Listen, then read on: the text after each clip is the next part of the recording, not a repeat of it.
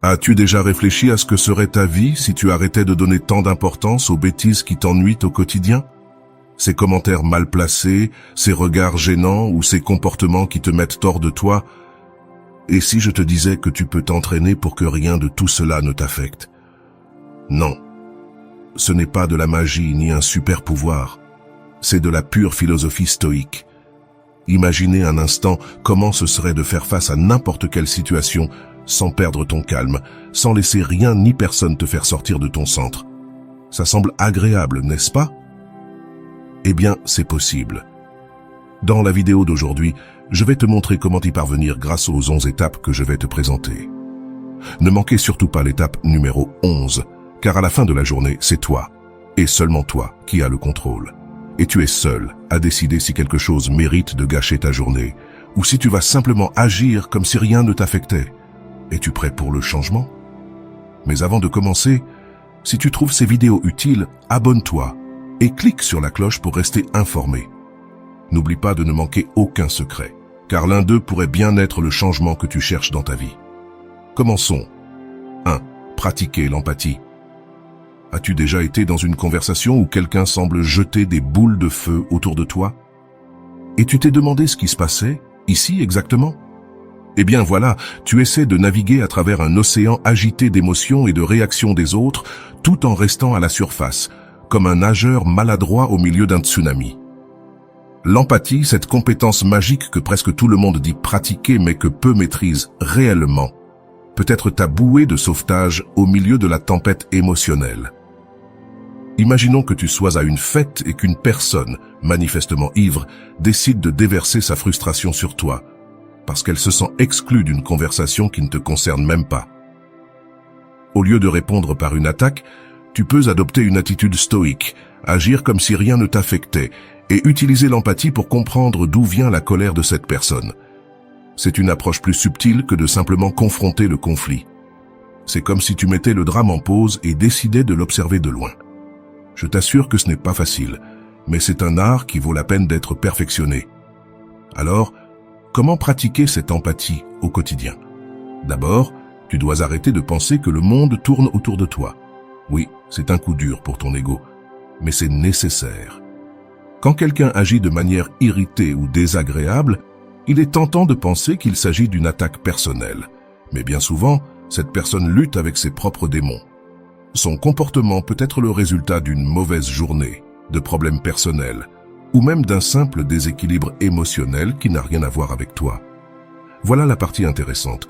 Au lieu de voir cela comme une insulte personnelle, tu peux essayer de te mettre à la place de cette personne. Demande-toi, que pourrait-il se passer dans sa vie pour qu'elle réagisse ainsi? Peut-être qu'elle a eu une journée horrible, qu'elle est fatiguée, ou peut-être cherche-t-elle simplement quelqu'un à qui se confier? Cela ne veut pas dire que tu dois laisser les autres te marcher sur les pieds, mais reconnaître que, dans la plupart des cas, le comportement des autres n'a rien à voir avec toi. C'est comme quand l'eau d'une vague te pousse fort et que tu choisis de nager au lieu de lutter contre elle. Appliquer l'empathie te permet de flotter au-dessus du chaos émotionnel sans te laisser entraîner. C'est une approche qui non seulement te protège de la perte de ton calme, mais qui peut aussi aider à désamorcer les tensions et ouvrir la voie à une communication plus efficace et respectueuse. La philosophie stoïque qui nous enseigne à garder notre sérénité face à l'adversité s'applique parfaitement ici. Pour la mettre en pratique, commence par écouter activement. Il ne s'agit pas seulement d'écouter les mots, mais de percevoir les émotions sous-jacentes. Ensuite, réponds de manière à montrer que tu as compris la perspective de l'autre et non pas juste en attendant ton tour pour parler. Parfois, un simple « je comprends comment tu te sens » peut désamorcer une situation tendue et ouvrir un canal de communication plus sain. L'empathie n'est pas une solution magique à tous les problèmes, mais elle peut devenir une alliée puissante dans ta vie quotidienne. En la pratiquant, tu deviens non seulement plus compréhensif, mais aussi plus résilient face aux tempêtes émotionnelles. Donc, la prochaine fois que tu feras face à une avalanche d'émotions venant des autres, rappelle-toi que nager calmement est toujours une meilleure option que de se noyer dans le chaos. Apprends cela, mon ami.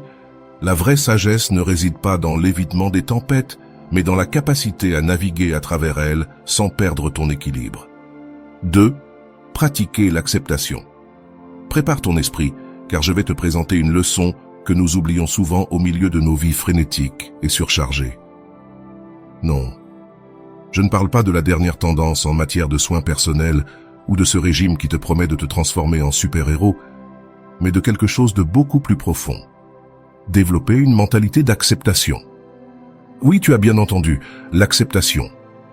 Mais ne t'inquiète pas, je ne vais pas te donner une conférence philosophique que seuls ceux qui passent des heures à lire les stoïques peuvent comprendre.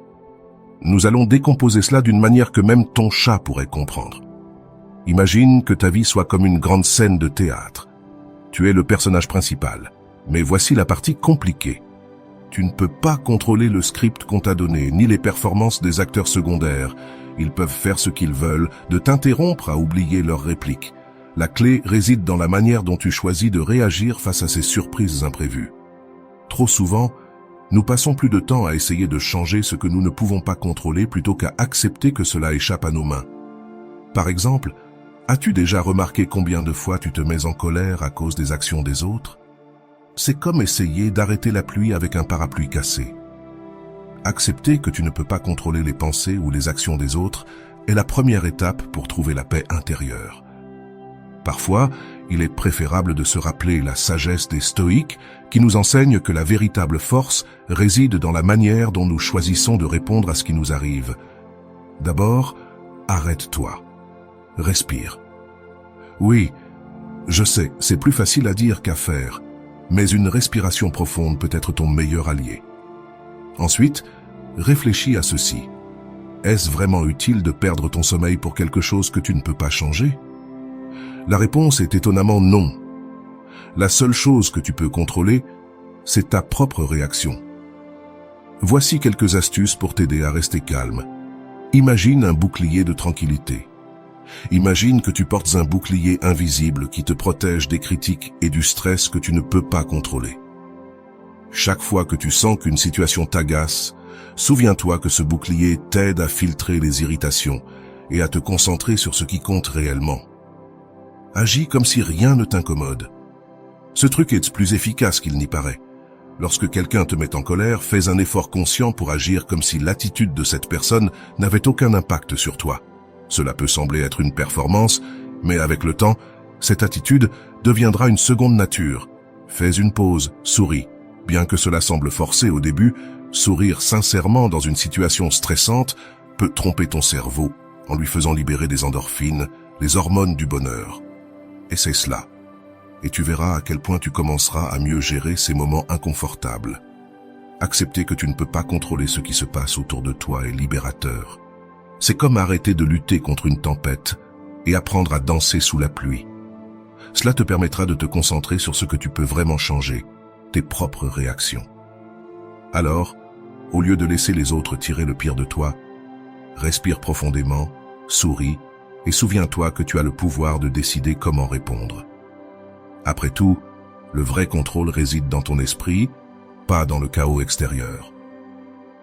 Comme le dit un proverbe stoïque, la véritable force ne réside pas dans le fait de changer le monde, mais dans la manière dont tu choisis de le voir. Cultiver la patience. As-tu remarqué à quel point de petites étincelles peuvent enflammer une forêt? Je ne parle pas ici d'incendies forestiers littéraux, mais de ces petits malentendus ou commentaires qui peuvent déclencher une grande tempête dans ta vie. On dirait qu'on a tous un bouton invisible qui, lorsqu'il est appuyé, nous transforme en experts dans l'art de réagir immédiatement. Mais si je te disais que la patience pourrait être ton super pouvoir caché? Imagine que tu sois dans une conversation tendue, comme si tu étais dans un duel d'épée verbale. L'autre personne lance une phrase qui pourrait facilement faire exploser ton tempérament comme une cocotte minute. Mais au lieu d'attaquer, tu choisis de prendre un moment pour respirer, presque comme si tu étais un maître zen au milieu d'une tempête. Le résultat, le malentendu se dissipe et tu gardes ta tranquillité. Cela semble magique, mais en réalité, c'est de la philosophie stoïque. La patience est un muscle que nous exerçons rarement dans nos vies agitées. Nous avons l'habitude de réagir instantanément, comme si chaque petit défi était une urgence nationale. Mais la réalité est que, dans la majorité des cas, ces petits commentaires ou malentendus ne sont pas la fin du monde. Si tu as la capacité de prendre un moment pour respirer et réfléchir avant de répondre, tu peux éviter qu'une étincelle ne se transforme en un incendie forestier. Alors, comment cultiver cette patience prodigieuse? D'abord, rappelle-toi que chaque commentaire ou chaque action ne mérite pas une réponse immédiate. C'est comme si tu avais un bouton dans ta vie que tu peux presser. Au lieu de te jeter dans l'attaque, commence par pratiquer la respiration consciente. Lorsque tu sens que ta patience est mise à l'épreuve, respire profondément et compte jusqu'à 10. C'est étonnant de voir à quel point un simple exercice peut changer ta perspective. Une autre technique consiste à imaginer que tu es un acteur dans une pièce de théâtre. Tes émotions et tes réactions font partie de ton rôle, mais c'est toi qui choisis comment les interpréter. Agis comme si rien ne t'affectait, non parce que tu ne t'en soucies pas, mais parce que tu choisis ta réponse plutôt que de laisser tes émotions te submerger. C'est une manière élégante de garder ton calme et d'éviter que de petits problèmes ne se transforment en grandes crises. De plus, adopter une mentalité stoïque peut être d'une grande aide. La philosophie stoïque enseigne que nous devons nous concentrer sur ce que nous pouvons contrôler et accepter ce que nous ne pouvons pas changer plutôt que de nous accrocher à chaque mot douloureux ou mal entendu. Accepte que parfois la meilleure réponse soit de ne pas répondre. Cela ne signifie pas que tu dois devenir un robot sans émotion, mais plutôt que tu choisis comment gérer tes réactions d'une manière qui favorise ton bien-être. Souviens-toi que nous sommes tous dans le même bateau, naviguant à travers les tempêtes de la vie. La patience est comme un gilet de sauvetage, elle te maintient à flot quand les vagues de frustration essaient de te faire couler. Alors, la prochaine fois que tu fais face à un malentendu ou un commentaire désagréable, souviens-toi que ton super pouvoir est la patience. Utilise-le avec sagesse et tu verras comment les tempêtes se calment bien plus vite. Comme le disait Carl Jung, la patience n'est pas la capacité d'attendre, mais la capacité de garder son calme pendant que tu attends. Travaille sur ton estime de soi.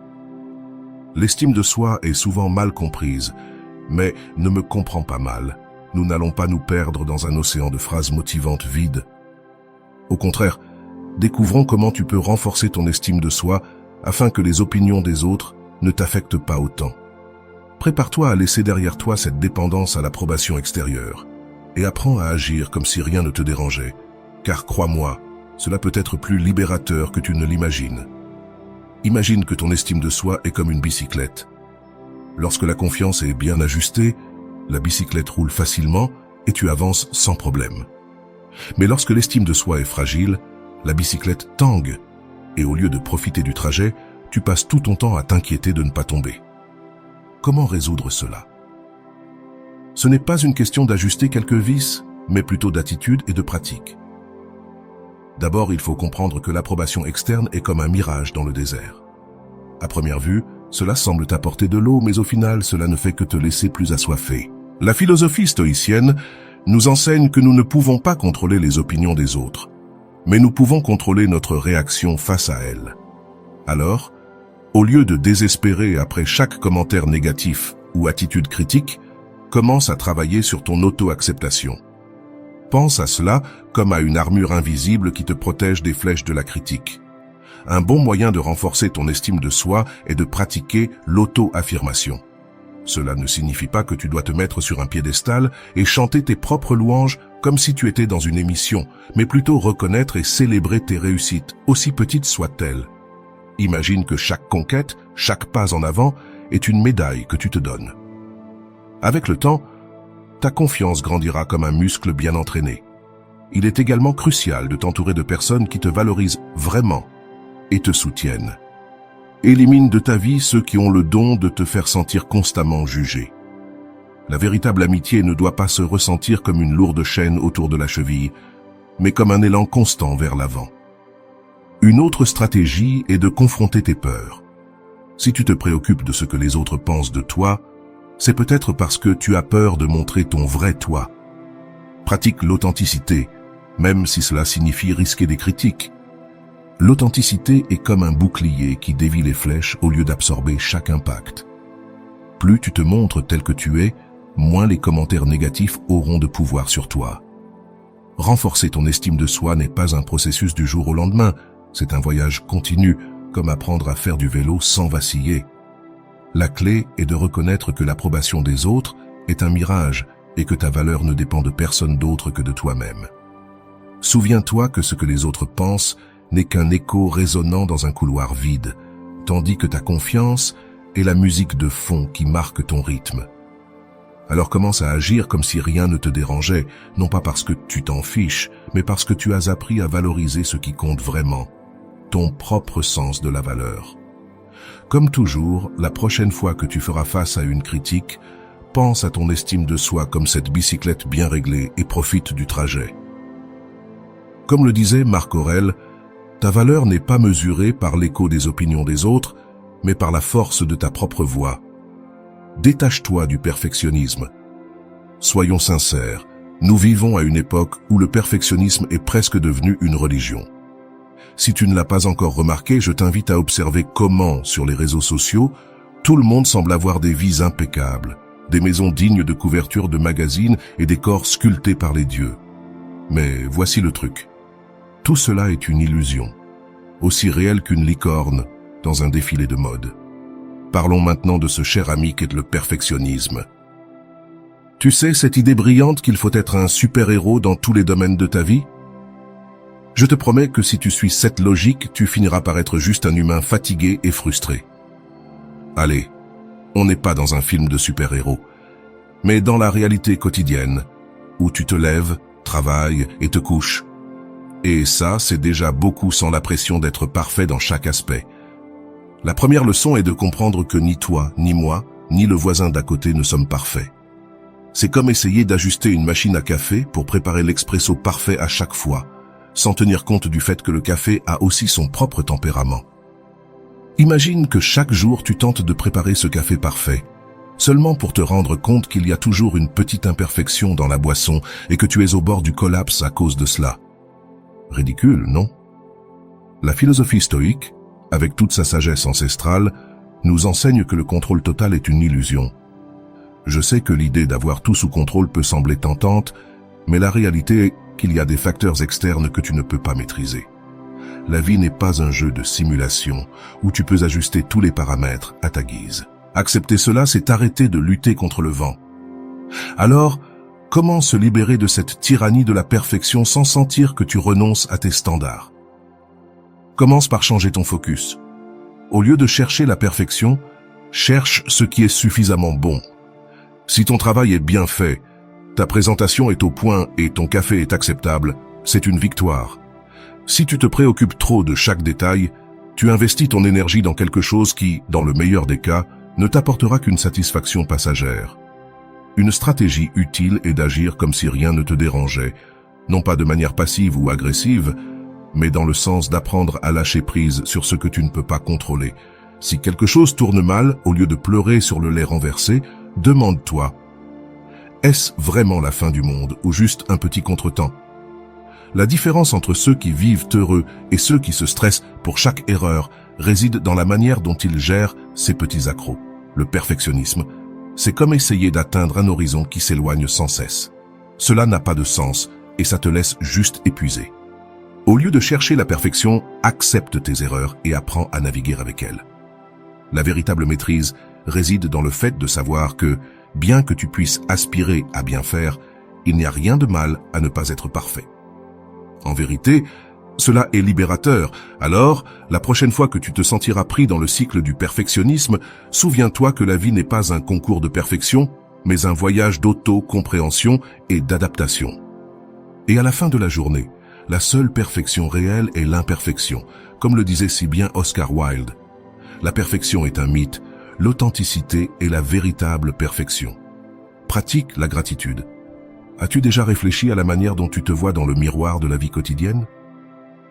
Allez, ne me regarde pas avec cette expression de confusion. Je sais qu'il semble parfois que tout te irrite. Si tu penses à combien de fois tu as râlé parce que ton café était froid ou que le trafic était un chaos, tu pourrais être surpris de découvrir que tu pourrais être dans un bien meilleur endroit si tu prenais juste 1 minute pour pratiquer la gratitude. Oui, cette même chose qui semble si triviale et en même temps si révolutionnaire. Parlons de la gratitude, cet ingrédient magique que nous oublions tous en nous noyant dans nos petites tempêtes. Imagine un instant que tu sois un chef en train de préparer un délicieux repas. L'ingrédient secret est la gratitude, mais au lieu de l'ajouter, tu te concentres sur le fait que le saleur est mal placé. Que se passerait-il si tu t'arrêtais simplement pour apprécier le goût du repas? Peut-être que tu réaliserais que le salaire n'a pas tant d'importance après tout. En d'autres termes, lorsque tu te concentres sur le positif, comme les stoïciens nous l'enseignent, tu peux transformer un repas médiocre en un festin digne de célébration. Maintenant, je sais ce que tu penses. Ça sonne bien, mais comment faire cela dans la pratique? Ne t'inquiète pas, voici quelques stratégies qui pourraient t'aider à ne pas devenir un personnage de feuilleton dramatique. Premièrement, commence ta journée avec une liste de 3 choses pour lesquelles tu es reconnaissant. Et non, elles n'ont pas besoin d'être des grandes réalisations. Cela peut être quelque chose d'aussi simple qu'un café chaud ou le fait que tu n'aies pas eu à affronter un trafic infernal aujourd'hui. Faire cela t'aidera à changer l'orientation de tes pensées, et ce qui te semblait autrefois une irritation pourrait maintenant ne plus être qu'une anecdote. Deuxièmement, lorsque tu te retrouves dans une situation frustrante, souviens-toi de respirer et de compter jusqu'à 10. Faire une pause en plein milieu d'un match de tennis pour repositionner sa raquette. Au lieu de te concentrer sur ce qui te dérange, essaie de trouver quelque chose de positif dans la situation. Par exemple, si tu es coincé dans une réunion interminable, pense à comment tu peux profiter de ce moment pour réfléchir ou planifier ton prochain grand projet de vie. La réalité a toujours une manière curieuse d'adapter nos perspectives. Ce qui peut sembler un drame monumental à un moment donné, devient souvent une simple anecdote dans le grand schéma des choses. La philosophie stoïcienne, avec son approche qui consiste à accepter ce que nous ne pouvons pas changer et à concentrer notre énergie sur ce que nous pouvons contrôler, nous rappelle qu'à la fin de la journée, c'est notre attitude qui fait la différence. Par conséquent, au lieu de te laisser submerger par les petites irritations et problèmes, pratique la gratitude comme si c'était un sport olympique. N'oublie pas qu'il ne s'agit pas d'ignorer tes problèmes, mais de changer ton focus vers ce qui compte réellement. La vie devient bien plus gérable quand tu choisis de donner plus de poids au positif qu'au négatif sur ta balance émotionnelle. Pratiquer la gratitude peut paraître tellement simple que tu pourrais te demander si cela fait vraiment une différence. Mais je t'assure qu'avec le temps, tu transformeras tes petits obstacles en simples bosses sur le chemin d'une vie plus pleine et satisfaisante. Remercie pour ce que tu as, apprécie ce que les autres font pour toi et observe comment la perspective change. Comme le dit si bien Marion Rogers, celui qui remercie pour peu trouve l'abondance dans chaque recoin de sa vie. Maintenir une communication assertive. T'es-tu déjà retrouvé dans une conversation où, pour éviter un inconfort, tu as avalé tes propres mots et frustrations? Tu n'es pas seul. Il est facile de tomber dans le piège de faire comme si rien ne te dérangeait alors qu'à l'intérieur, tu es en ébullition. Ce comportement peut avoir des racines dans l'ancienne philosophie stoïcienne, mais cela n'est pas toujours bénéfique pour toi. La réalité est que maintenir une communication assertive est bien plus avantageux que de cacher tes sentiments derrière un masque de sérénité. Imagine que tu sois à une fête et que quelqu'un marche sur ton pied avec des chaussures pointues, comme si elles avaient été créées pour torturer tes orteils.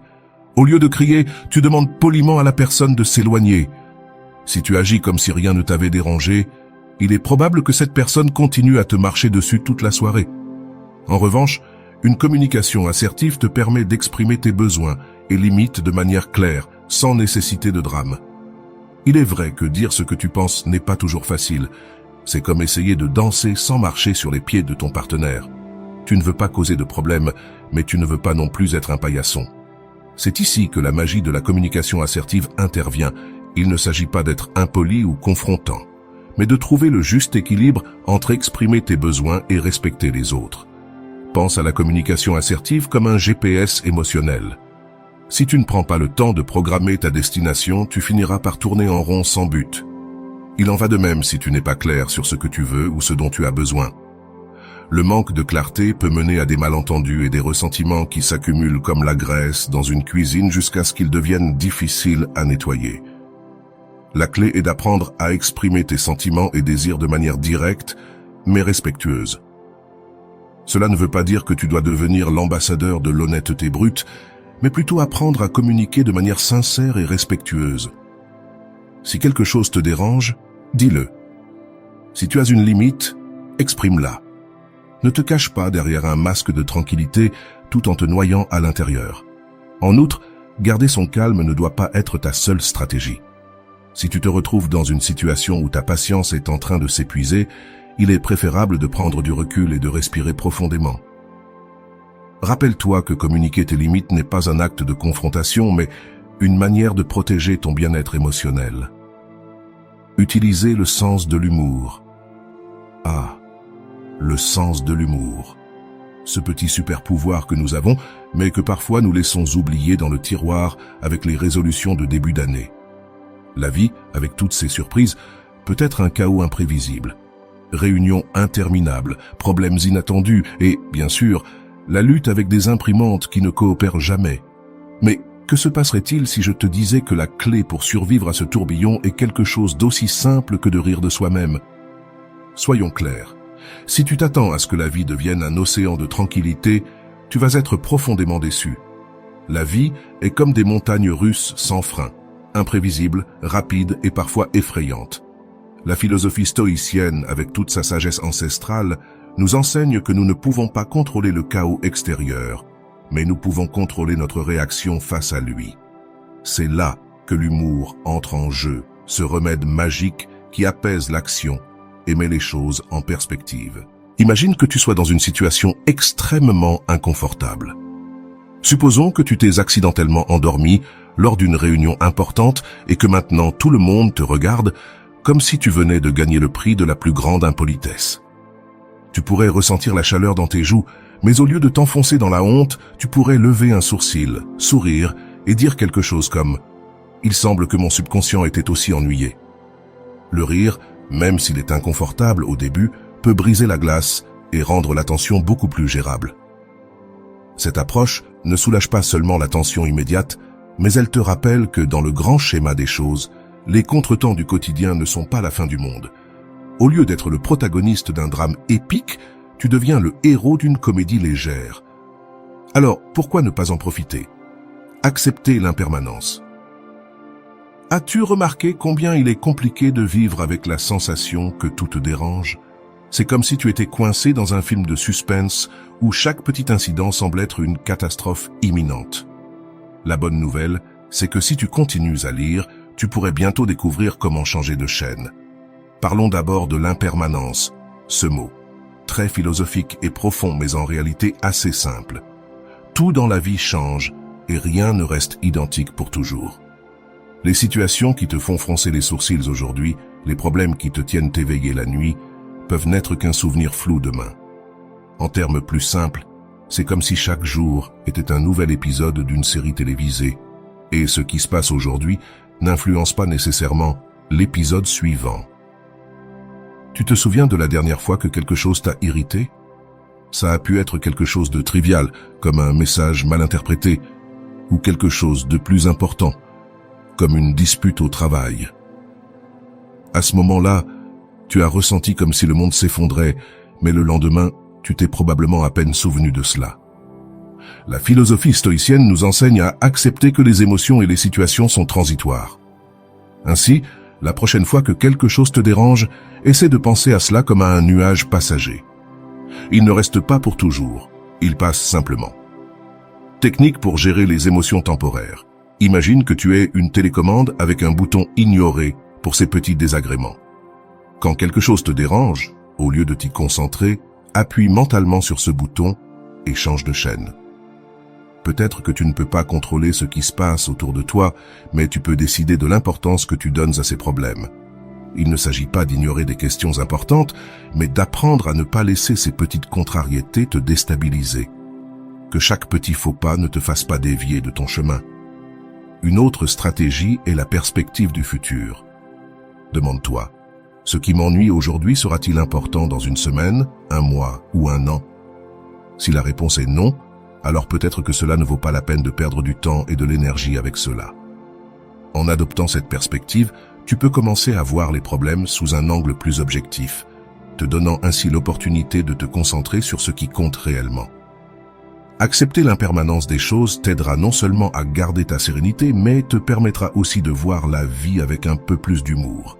Laisse les petites irritations être juste cela, petites. À la fin de la journée, ce qui te dérange aujourd'hui te semblera une blague privée pour ton futur moi. Alors, si tu te sens emporté par le drame du quotidien, Rappelle-toi que tu es le protagoniste d'une histoire en constante évolution. Et tu as le pouvoir de décider comment l'interpréter. Grave cela dans ton esprit, la vie est comme une série télévisée. Si tu n'aimes pas l'épisode d'aujourd'hui, attends le prochain. Pratique la pleine conscience.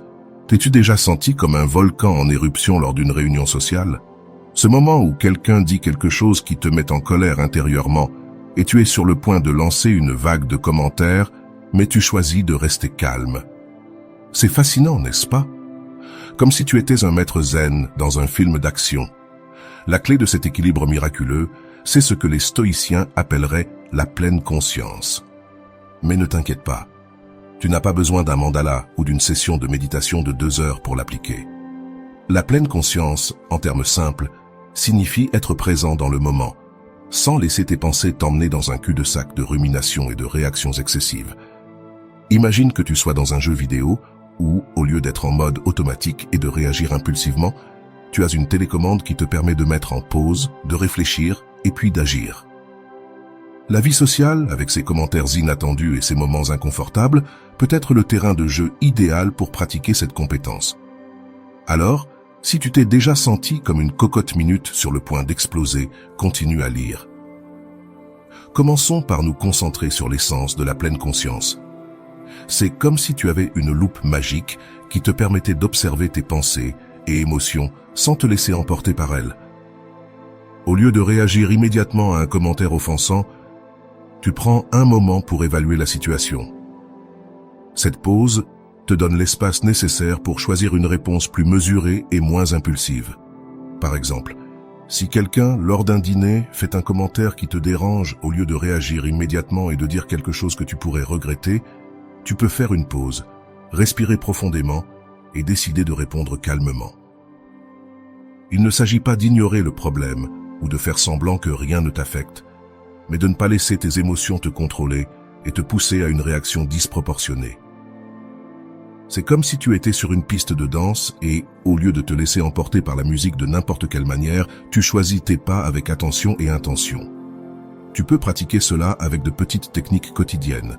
Par exemple, avant de répondre à un message ou à un commentaire, tu peux compter jusqu'à 10, prendre une grande respiration, ou même visualiser une scène qui te calme. Une technique utile consiste à imaginer que ton esprit est un lac tranquille et que chaque pensée perturbatrice est une pierre jetée dans l'eau. Au lieu de laisser les vagues se propager et se multiplier, imagine comment le lac retrouve sa tranquillité après chaque impact. Cet exercice peut t'aider à maintenir ta sérénité et à éviter des réactions excessives. En essence, la pleine conscience n'est pas un tour de magie, ni une solution instantanée, mais une pratique constante.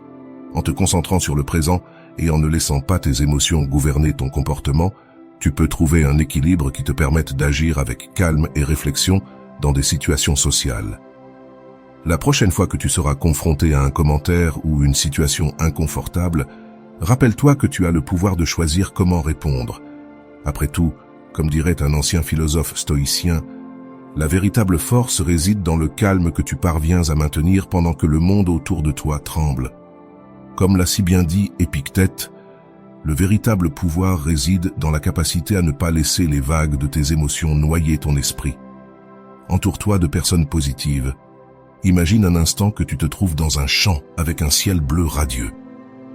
Tout semble parfait, jusqu'à ce que quelqu'un commence à jeter des pierres et à te dire ce que faire avec chacune d'elles.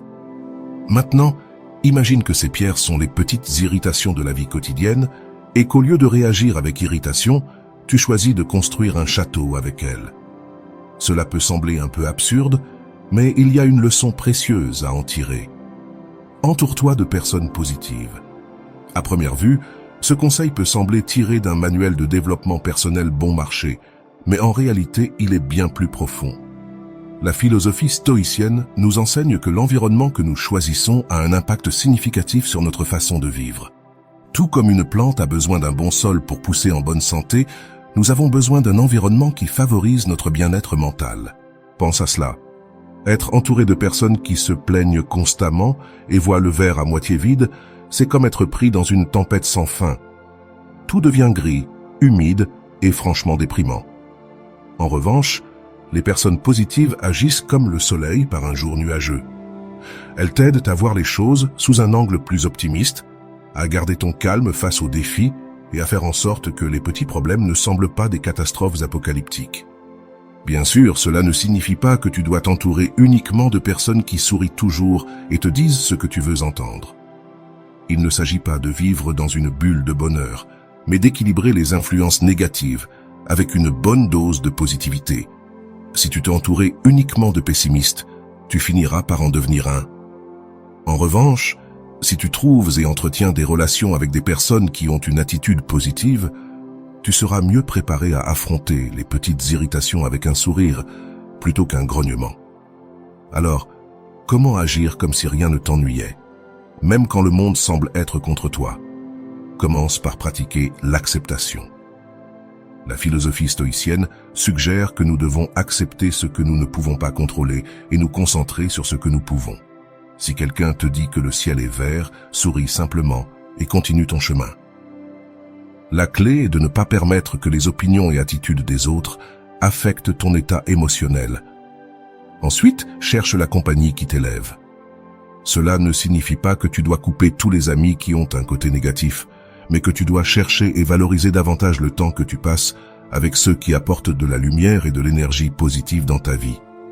De plus, n'oublie pas d'investir dans des relations réciproques et qui te soutiennent de la même manière que tu soutiens les autres.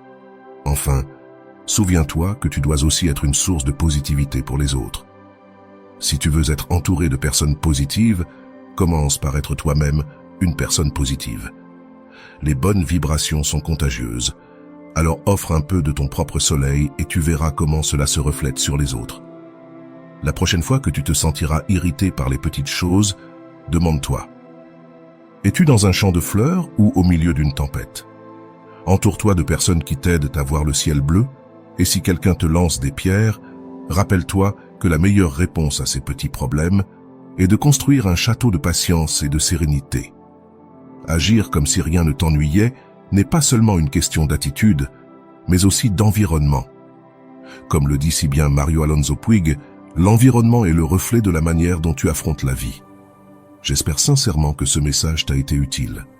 Je tiens à te féliciter d'être arrivé jusqu'ici et d'avoir terminé la vidéo. Cela signifie que tu souhaites t'améliorer en tant que personne. Si tu as aimé la vidéo, laisse ton commentaire. Si tu ne sais pas quoi commenter, écris « gratitude ». Ainsi, je saurai que tu as regardé jusqu'à la fin. Si tu n'es pas encore abonné à la chaîne, qu'attends-tu? Abonne-toi maintenant et rejoins-nous. Le stoïcisme est rempli d'enseignements comme celui-ci, qui sont applicables à notre vie quotidienne. Je t'encourage donc à continuer à apprendre cette philosophie. Je te laisse 2 vidéos pleines de sagesse stoïque pour que tu puisses continuer à apprendre. À la prochaine!